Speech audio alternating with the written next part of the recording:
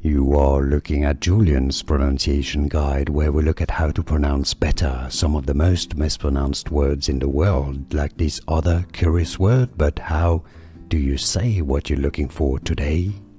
Okay, let's learn once and for all how to pronounce this name correctly. But yes, there are indeed, I'm afraid, there are different pronunciations, hence the confusion.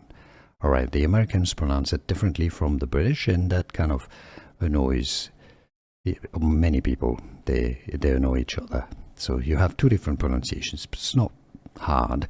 Carrie is generally how the British pronounce it in the UK and probably other countries as well, like New Zealand.